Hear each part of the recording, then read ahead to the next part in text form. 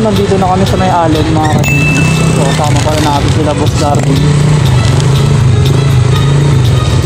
Boss Darwin na Fred Rosso.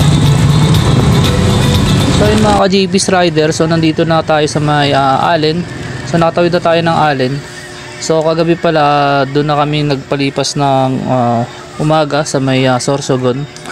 So yun, kasama pa rin natin sila Boss Darwin at saka si Kuya Marvin. So ang background niya si Kuya Minmin Gutierrez. So dapat apat kaming motor mga ka-GPs, kaso yung nagkawalaan nga kami sa may bandang Tagaytay. So nauna na yung isang kasama namin na rider. So bali tatlo na kami nakamotor na nagko-convoy ngayon papuntang Sardin Leyte. So siguro baka mga gabi na kami dadaan dito ng San Juanico, kung saan yun yung tulay na nagdurugtong sa may Samar at Tacloban. So medyo makulimlim na, sana yun hindi kami abutin na lang. So tara, let's go.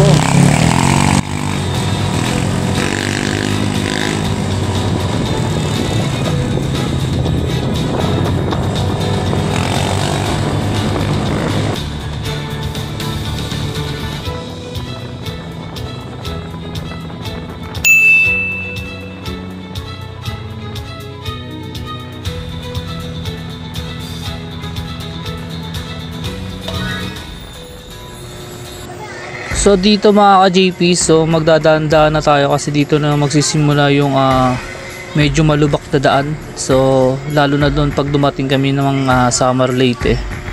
So dito medyo malubak na kasi doon sa may kakabila sa may tinawiran namin ng Matnog. So medyo okay pa yung lubak doon kasi nga umaga yung daan namin. So maliwanag naman dito. So delikado lang dito kapag gabi ka pala dumaan dito kasi nga hindi mo mapapansin yung mga malalalim na lubak. Yung iba namang daan dito mga ka-GP, so ginawa naman, kaso karamihan lubak pa rin talaga. So daan-daan na lang kami at saka syempre dire-diretso kasi nga medyo makulimlim na. Tapos yung syempre yung mga dala-dala nila Kuya Marvin may nakakarton sila kasi madudurog yun kapag nabasa ng ulan. So kaya dire-diretso na siguro kami ngayon, hindi muna kami magpapahinga.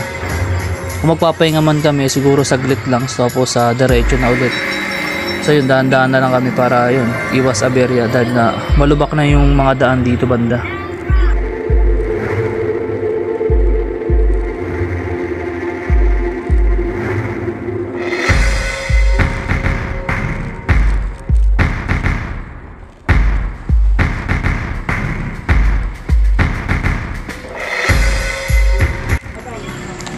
So dito mga ka-GP, so papahinga muna kami, siguro magme-merienda muna konti, tapos pagkatapos diretso na rin kami kasi nga parang babagsak yung ulan. So mahirap kasi hindi lahat kami may dalang kapote. So kakain muna kami dito, then diretso na ulit kami sa aming destinasyon.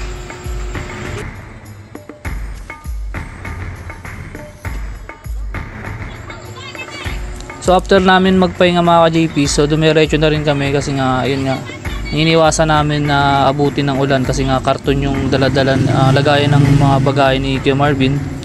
So baka magka-aberya pa, so madurog, tapos malaglag yung mga dala nila. So kaya dire-diretso na kami nito, wala ng pahinga.